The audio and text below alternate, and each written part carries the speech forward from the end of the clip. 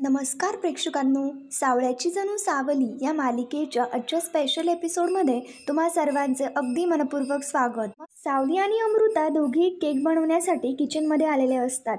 तर अमृता आता सावलीचं कौतुक करत तिला म्हणू लागते, तुझी केक बनवण्याची आयडिया ना खरंच खूप भारी आहे. आमच्या यांना ना कधी सुचलंच नसतं. याच्यावरती आता सावली उत्तर देऊ लागते, वहिनी कसं आहे माहिती का, आपण ज्या वातावरणात आपण ज्या परिसरामध्ये राहतो ना त्या गोष्टी सगळ्यांनाच आवडतात, म्हणूनच मला हे छोटंसं काहीतरी सुचलं. मग अमृता म्हणते, पण तुला हे जे सुचलंय ना ते खरंच खूप छान आहे. आता मग त्याच्यानंतर सावली केक बनवण्याच्या तयारीमध्ये असतेच. अमृता आता सावलीला मदत करत तिला म्हणत असते की तुला केक बनवता येतो का. याच्यावरती सावली सांगते, असं पूर्ण बेकरीसारखं नाही येत, पण मात्र थोडा थोडा येतो. सावली आता तिच्या काही गमती जमती अमृताला सांगू लागते. सावली सांगू लागते, जेव्हा मी घरी असायचे ना तेव्हा अप्पूच्या वाढदिवसाच्या वेळी मी कुकरमध्येच केक बनवायचे. अमृताला आता आशा असते की सावलीची ही आयडिया खरंच काम करायला पाहिजे. अमृता शांतपणे सावलीला सांगत असते, आई आणि यांच्यामध्ये जे प्रॉब्लेम सुरू आहेत त्याच्यामुळे घरातलं वातावरण कसं आहे तू सुद्धा बघतीयेस ना. सगळे घरामध्ये खूप टेन्शन सुरू आहे. आई आणि यांच्यातलं जर टेन्शन कमी झालं ना तर घरातलं वातावरण सुद्धा नीट होईल.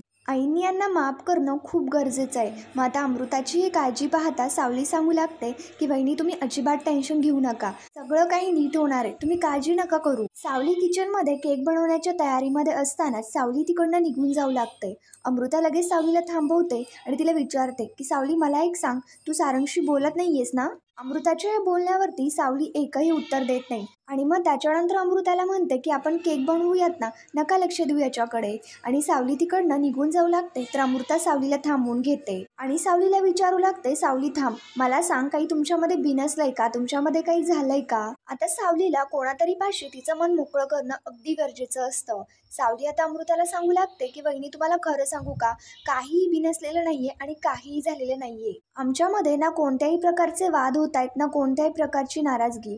अमृता आता म्हणते, मग तरी सुद्धा तू बोलत नाहीयेस, म्हणजे नक्कीच काहीतरी बिनसलंय. सावली मला सांग की नक्की काय झालंय. आता याच्यावरती सावली सांगू लागते की वहिनी नेमकं काय घडलंय ना ते खूप किचकट आहे, पण तुम्ही माझ्यावरती विश्वास ठेवा. आणि अमृताचा सावलीवरती पूर्ण विश्वास असतो. सावली हे जे काही बोलते त्या बोलण्यावरती अमृता सुद्धा विश्वास ठेवते आणि मग त्याच्यानंतर त्या दोघी केक बनवायला लागतात. सावली अमृता दोघी केक बनवत असतात. त्याच्यानंतर इकडे दुसरीकडे ऐश्वर्या तिच्या रूममध्ये असते. अस्मी चिडत ऐश्वर्याकडे येते आणि विचारते, ऐश्वर्या मॅडम हे नेमकं सगळं काय सुरू आहे, कोण आहे तो, या घरातला नोकर आहे आणि त्याला एवढी मोठी ऑफर अशी चालवतात का कंपनी. आता या ऐश्वर्याने या गोष्टीवरती सुद्धा सोल्युशन काढलेलं असतं आणि काहीतरी कांड करायचेच म्हणून इथे सुद्धा तिने काहीतरी घोळ घालूनच ठेवलेला असतो. ऐश्वर्याच्या हातामध्ये सगदेवचं ऑफर लेटर असतं. मग ऐश्वर्या ते लेटर अस्मीला दाखवते. अस्मी लेटर पाहते पण मात्र तिला त्यातलं काहीच कळत नाही.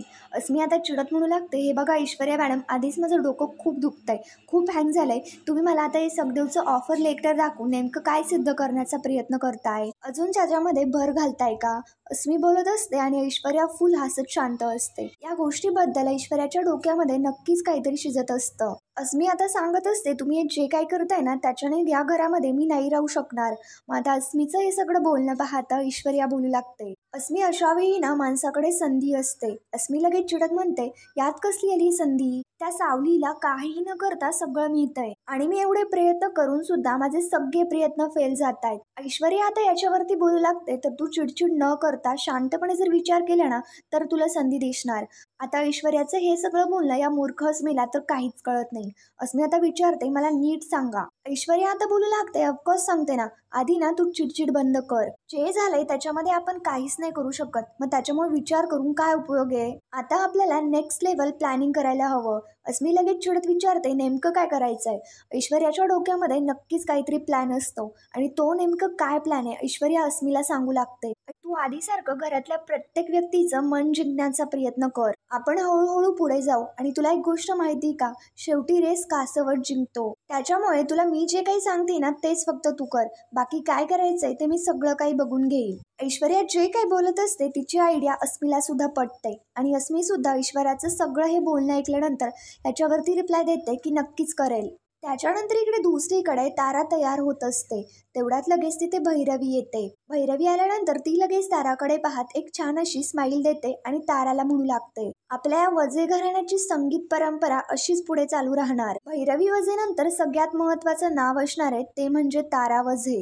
आणि मग त्याच्यानंतर ताराला सुद्धा हे सगळं पटतं आणि ताराला सुद्धा असं वाटत असतं की भैरवीनंतर तीच हा वारसा पुढे नेणार. पण मात्र तसं काहीही नाहीये. आता तारा विचारू लागते की मम्मा मला एक सांग, आज फंक्शनसाठी हे आउटफिट छान दिसतंय ना. भैरवी ताराला सर्व व्यवस्थितपणे पाहते. तारा सुंदर दिसत असते म्हणून भैरवी बोलते की ठीक आहे. आणि मग त्याच्यानंतर म्हणू लागते, फिनालेसाठी तुझा गळा दागिन्यांनी भरलेला असेल. आणि मग त्याच्यानंतर तेवढ्यात ताराच्या मोबाईलवरती अलाराम वाजतो. हे पाहता भैरवी शांतपणे ताराला सांगू लागते, तारा तुझ्याकडे नेमकं काय आहे हे माहिती ना तुला? आणि जर तुला माहिती नसेल ना तर ती जाणीव ठेव. तारा हे बघ लक्षात ठेव, आपण ग्लॅमरच्या जगात वावरतो. ग्लॅमरचं जग जेवढं सुंदर आहे ना तेवढंच भयंकर सुद्धा आहे. तारा आणि भैरवी दोघी आरशामधनं एकमेकींबरोबर बोलत असतात. आरशामधनंच त्या दोघी एकमेकींकडे बघून बोलत असतात. भैरवी ताराला अगदी बरोबर सांगत असते. लोकांना दिसते आपल्याकडची पैसी प्रसिद्धी सगळं काही दिसतं, पण मात्र हे सगळं ना असं एकाच झटक्यामध्ये निघून जाऊ शकतं. तारा या क्षेत्रामध्ये यश मिळवणं अगदी सोपं आहे, पण मात्र हे यश टिकून ठेवणं ना हे सगळ्यात कठीण आहे. तिथे तुमची झालेली फक्त एक चूक तुम्हाला मागात पडू शकते.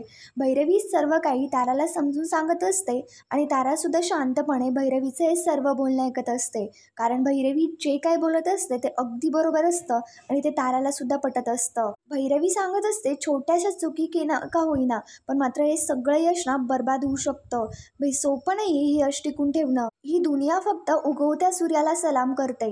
मागे पडलेल्या लोकांना आणि मागे पडलेल्या वेळेला कोणीच विचारत नाही. आणि मग भैरवी बोलते की तारा तुला कळतंय ना मी काय सांगतेय? तर तारा मान हलवत हो बोलते. त्याच्यानंतर इकडे दुसरीकडे सोम आणि बबलू हे दोघी त्यांच्या लहानपणीचा अल्बम पाहत बसलेले असतात. कारण त्यांना राजकुमारला सॉरीचं ग्रीटिंग कार्ड बनवून द्यायचं असतं. मग आता ते फोटो पाहत असताना बबलू आता इकडे सोमला म्हणतो, हा तूच आहेस ना? सोम म्हणतो, हो मीच आहे. तू कसं काय ओळखलं? आता लगेच बबलू त्याला चिडवत म्हणतो, तू आत्ता सुद्धा चिरकुटच दिसतो आणि तेव्हा सुद्धा चिरकुटच दिसायचा. बबलूचं हे बोलणं ऐकल्यानंतर सोम लगेच त्याला टपली मारतो आणि त्याला म्हणतो, मी स्मार्ट दिसायचो तेव्हाही आणि आत्ताही. बबलू सांगत असतो, तू ना तुझ्या आरशामध्ये तोंड बघ. हे सगळं ते सोडून पण सावली वहिनींना ना एकदम भारी आयडिया दिली आहे. मग आता याच्यानंतर ते दोघी पंचायत होईल म्हणजे आपल्याला घाई करावं लागेल असं सांगून ग्रीटिंग कार्ड बनवायला घेतात. बबलू आणि सोम हे दोघेही मिळून छान असं ग्रीटिंग कार्ड तयार करू लागतात. त्याच्यानंतर आता इकडे सोमने तारासाठी छान असं ग्रीटिंग कार्ड बनवलेलं असतं. सोम ते ग्रीटिंग कार्ड बबलूला दाखवत म्हणतो की हे बघ मी तिच्यासाठी छान असं ग्रीटिंग कार्ड बनवलंय. त्याच्यानंतर इकडे दुसरीकडे तेवढ्यात तिकडनं अस्मी चाललेली असते. अस्मी सोमला आणि बबलूला बघते आणि अस्मी लगेच विचार करू लागते, ऐश्वर्या म्हणाली तसं घरातल्या एकेकांचं मन जिंकायला पाहिजे. हे दोघी तसे बावटच आहे. यांना जिंकणं हे माझ्यासाठी खूप सोपं आहे. आता मी ना यांच्यापासून सुरुवात करते. आणि मग त्याच्यानंतर अस्मी लगेच इकडे बबलू आणि सोमकडे येते आणि त्यांना म्हणते की काय करताय तुम्ही? मी तुम्हाला काही मदत करू का? तर सोम लगेच बोलतो नाही आणि बबलू बोलतो की नको. इथेच अस्मीचा फुल पोपट होऊन गेलेला असतो. बबलू आणि सोमने साधं अस्मीला भीक सुद्धा घातलेली नसते. अस्मी इकडे म्हणू लागते, माझं क्राफ्ट ना शाळेत खूप छान होतं, मी छान बनवेल. आता याच्यावरती बबलू लगेच अस्मीला चिडवत म्हणतो, म्हणजे तू शाळेत गेली होतीस का? बबलू आणि सोम हे दोघेही अस्मीची मज्जा उडवत तिची खिल्ली उडवत तिच्यावरती हसत असतात. अस्मी आता बोलू लागते की व्हेरी फनी, मला ना असा विनोदी स्वभाव खूप आवडतो. पण आतल्या आत या बबलूचा अस्मीला तर भयंकरच राग आलेला असतो. अस्मी आता म्हणते, बरं सोडा, मी काही मदत करू का? थांबा ना मी करते. अस्मी आता पुढे पुढे करू लागते तर सोम आणि बबलूला अस्मीची थोडीही मदत नको असते. तर बबलू लगेच याच्यावरती बोलतो, आईला जर कळलं की राजकुमार दादाला ग्रीटिंग कार्ड बनवण्यासाठी आपण मदत केली तर आई काय करेल? याच्यावरती सोम लगेच उत्तर देतो, ती आपल्याला घराबाहेर काढून देईल आणि जर इने मदत केली तर हिला सुद्धा घराबाहेर काढून देईल. ते दोघेही अस्मीला घराबाहेर काढण्याची भीती दाखवत असतात. आता घराबाहेर काढणार म्हटल्यानंतर अस्मिता लगेच शांत होते आणि पुढे एकही शब्द काहीच बोलत नाही. सोम बबलूने अशी भीती घातल्यानंतर त्यांना माहिती असते अस्मी काही ग्रीटिंग कार्ड बनवण्यासाठी येणार नाही. बबलू लगेच म्हणू लागतो, बरं ठीक आहे, ये बनव ग्रीटिंग कार्ड. तर मग अस्मी घाबरलेली असते आणि स्वतःशीच विचार करत म्हणू लागते की तिर्लोत्तमा मॅडमचा राग काय मला काही झेपणारा नाहीये. अस्मी लगेच नाटकं करत बोलू लागते की हे जे बघून ना मला असं वाटतंय की तुम्हाला नाहीये माझ्या मदतीची गरज. बस झालंच आहे ना आता. मला अर्जंट ना एक काम आठवलंय, थँक्यू. आणि अस्मी लगेच असं बोलून तिकडनं निघून जाते. आणि सोहम बबलू अस्मीचं हे वागणं पाहता लगेच हसायला लागतात. त्यांच्यात तर फुल मनासारखं झालेलं असतं. त्याच्यानंतर आता सोहम ते तारासाठी बनवलेलं ग्रेटिंग कार्ड आपल्या हातात घेतो आणि मग त्याच्यानंतर आय लव्ह यू तारा असं म्हणू लागतो. इकडे सोहम आता रोमॅन्टिक होतोय हे बबलूला समजल्यानंतर तो लगेच तिकडनं पळ काढतो. आता सोहम त्या ग्रेटिंग कार्डकडे बघत म्हणतो की तारा, तुझ्यासाठी असलेलं प्रेम माझ्या मनातील कधीच कमी होणार नाहीये. आणि त्या ग्रेटिंग कार्डमध्ये त्याने बनवलेल्या त्या हार्टकडे बघत सोहम अगदी खुश असतो. त्याच्यानंतर इकडे भैरवी ताराला म्हणू लागते की तारा, परवा दिवशी जिंगल गाताना तुझी स्टेजवरती जी काय अवस्था झाली होती ना, ते काय मला बघवलेलं नाहीये. मला अशी हतबल झालेली तारा पुन्हा बघायची नाहीये. मला तारा मान्य आहे की तुझ्यामध्ये असलेल्या टॅलेंटची जरा थोडीशी कमी आहे. तारा, मी ती गोष्ट सुद्धा एक्सेप्ट केली आहे, ठीक आहे ना. पण ॲटलिस्ट तारा, ज्यांच्यामध्ये हे टॅलेंट भरभरून आहे ना, त्यांचा वापर करून टॉपवरती राहायला शिक तारा. तारा, तुला कळतंय ना मी काय म्हणतेय ती. आता तारा तर फुल शांत असते. आणि मग त्याच्यानंतर तारा भैरवीशी बोलू लागते की मम्मा, तू जे काय बोलतीयस ना ते मला कळतंय, पण मम्मा मला या सगळ्या गोष्टीचा ना खूप कंटाळा आलाय. ताराचं हे बोलणं पाहता भैरवी लगेच तिच्यावरती चिडते आणि तिला म्हणते की काय म्हणालीस, तुला या सगळ्याचा कंटाळा आलाय. त्याच्यानंतर इकडे दुसरीकडे ऐश्वर्याच्या रूम मध्ये सगदेव आणि सावली हे दोघी शांतपणे येतात. त्यांना दोघांना आलेलं पाहता ऐश्वर्या त्यांना बसायला सांगत असते, पण मात्र ते दोघेही बसत नाही आणि सगदेव सांगतो की मॅडम नाही, असू देत असंच. ऐश्वर्या बोलू लागते, बरं ठीक आहे सगदेव, तुला आता सारंगने ऑफिसमध्ये जॉब दिलाय, आता तू या घरचा नोकर राहिलेला नाहीये असं म्हटल्यानंतर काही फॉर्मॅलिटीज पूर्ण कराव्या लागतील आणि याच्यासाठी काही डॉक्युमेंट सुद्धा करावे लागतील. आता तुझा पगार सुद्धा वाढलाय, आम्ही तुझ्याबरोबर घेत असलेली जी रिस्क आहे जरा ती थोडी सुद्धा वाढली आहे आणि फॉर्मॅलिटीज सुद्धा वाढल्या आहेत. इथे ऐश्वर्याच्या डोक्यामध्ये तर वेगळाच काहीतरी प्लॅन असतो आणि या संधीचा ऐश्वर्या अगदी भरभरून उपयोग करायचं ठरवते. ऐश्वर्या सांगत असते 30,000चा प्रश्न आहे आणि काही पेपर सगदेवला दाखवत म्हणते की या पेपर्सवरती साईन कर. हे ऐकल्यानंतर सगदेव जरा घाबरतो आणि आश्चर्याने ऐश्वर्याकडे पाहत असतो. सावली मात्र शांत उभी राहत ते सगळं काही ऐश्वर्याचं बोलणं ऐकत असते. सगदेव आता जरा विचार करतो आणि लगेच त्या पेपर्सवरती साईन करून टाकतो. याच्यानंतर ऐश्वर्या सावलीला म्हणते की तू विटनेस म्हणून साईन कर. ऐश्वर्याचं हे जे काही बोलणं असतं त्यांच्या दोघांनाही जरा ऑडच वाटतं. ते दोघे याच्यावरती काहीही बोलत नाही आणि सावलीसुद्धा त्याच्या बाजूला साईन करून टाकते. पण मात्र ते पेपर्स नेमकं कसले ते दोघांनी सुद्धा नीट पाहिलेलं नसतं. ऐश्वर्या आता त्यांना तिकडनं लगेच जायला सांगते आणि ते दोघेही तिकडनं निघून जातात. ऐश्वर्याचं काम अगदी चोखपणे बरोबर झालेलं असतं. म्हणजे तिने पेपर्सवरती साईन बरोबर करायला सांगितलेली असते, पण मात्र खाली तिने एक कार्बन ठेवलेला असतो आणि त्या कार्बन पेपरने वरती साईन केल्यानंतर ती खालच्या पेपरवरती सुद्धा साईन उमटली जाते. त्याच्यानंतर इकडे दुसरीकडे ऐश्वर्या, तिलोत्तमा, नील, सारंग हे चौघी हॉलमध्ये एका कामाबद्दल बोलत असतात.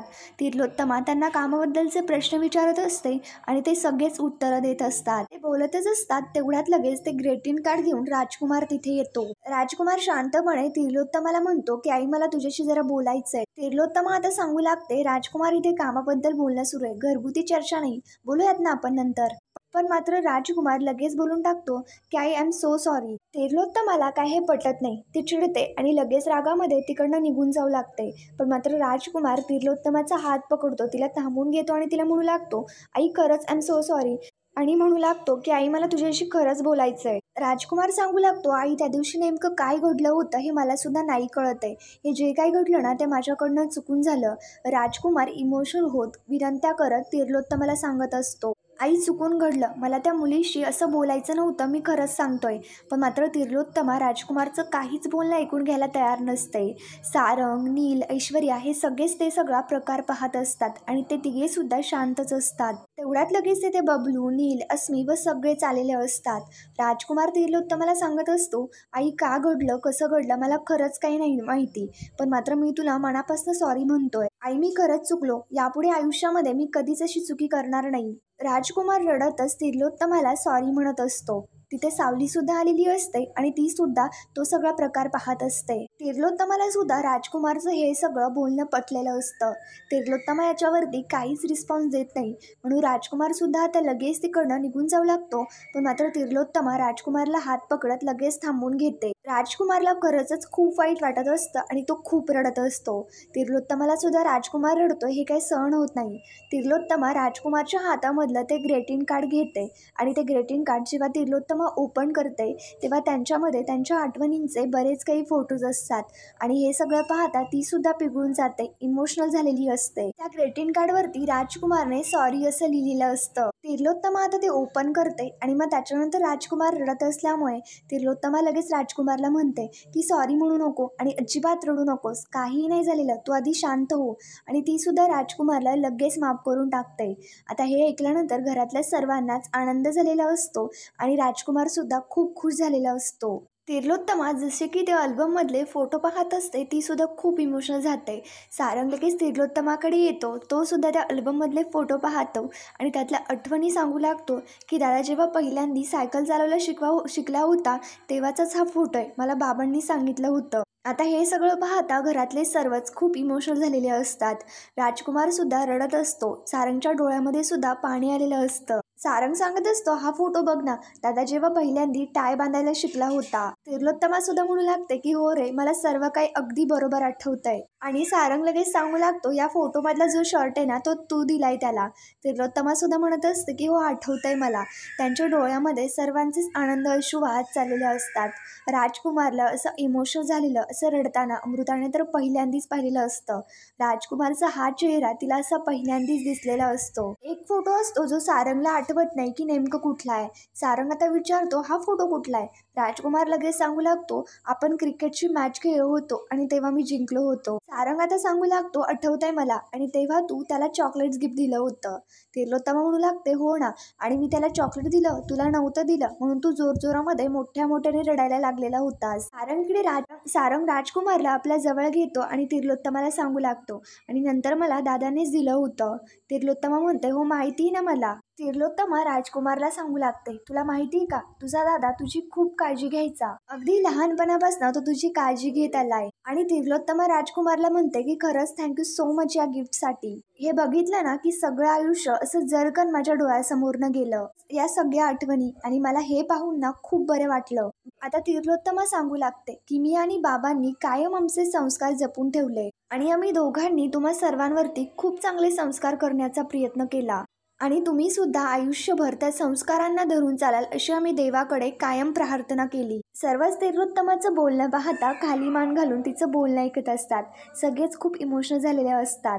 राजकुमारला आता तिर्लोत्तमा सांगू लागते की राजकुमार, फक्त तू एकदाच चुकलास, पण तू त्या मुलीबरोबर जे काही वागलास ना त्याच्यावरनं मला असं वाटलं की आत्तापर्यंत मी तुझ्यावरती जे काही संस्कार केलेत ना त्याच्यावरती हे असं प्रश्नचिन्हच उभं राहिलंय. मी हादरले, मला असं वाटू लागलं की मी चुकले, मी कुठेतरी कमी पडले. तिर्लोत्तमा सांगू लागते, तू जर मला रोज सॉरी बोलण्याचा प्रयत्न करतो, हे जे ग्रीटिंग कार्ड, त्याच्यावरनं मला असं वाटतंय की तू ना खरंच कुठेतरी चुकलायस आणि तुला त्याची जाणीव झालीये. तेच खंत आणि बाळात तेच संस्कार असतात, म्हणजे आहे तुझ्यामध्ये अजून सुद्धा ते संस्कार जिवंत आहेत. राजकुमार तिर्लोत्तमाचे कान पकडत तिला सॉरी म्हणू लागतो आणि तिला म्हणू लागतो, मम्मा खरंच सॉरी, खरंच चुकलं माझं, मला माफ कर. तिर्लोत्तमा लगेच राजकुमारच्या जवळ येते, त्याला शांत करण्याचा प्रयत्न करत असते, त्याचे अलगद प्रेमाने डोळे पुसते. तिर्लोत्तमा राजकुमारला आपल्या मिठीमध्ये घेते आणि त्याला शांत करण्याचा प्रयत्न करू लागते. त्याच्यानंतर इकडे दुसरीकडे सोम आणि बबलू हे दोघे लगेच खुश होत नाचायला लागतात. तिर्लोत्तमा विचारते, तुम्ही का नाचता इथे. मग आता बबलू लगेच सांगू लागतो की ग्रीटिंग कार्डची आयडिया सावली बहिणीची होती आणि ही आयडिया सक्सेसफुल झाली. तिर्लोत्तमा लगेच रागारागात सावलीकडे पाहू लागते. सर्वच आश्चर्याने सावलीकडे पाहत असतात आणि सावली सुद्धा शांत झालेली असते. तिर्लोत्तमा रागात बघू लागते तर ऐश्वर्या आणि अस्मीला वाटतं की आता तिर्लोत्तमा सावलीवरती चिडणार, पण मात्र आता नेमकं पुढे काय होणार हे आपल्याला उद्याच्या भागामध्ये कळणार आहे. मग आता मित्रांनो, नेमकं उद्याच्या भागामध्ये काय होणार.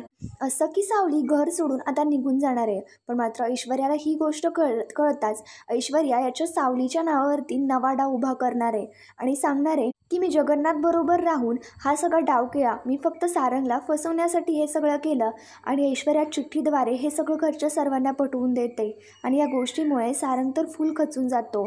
मग आता मित्रांनो, नेमकं पुढे काय होणार हे डेली अपडेट्स आपल्याला बघायला मिळणारच आहेत. त्याच्यासाठी आमच्या चॅनलला लगेच सबस्क्राईब करा आणि व्हिडिओ आवडला असल्यास लगेच कळवा. थँक्यू.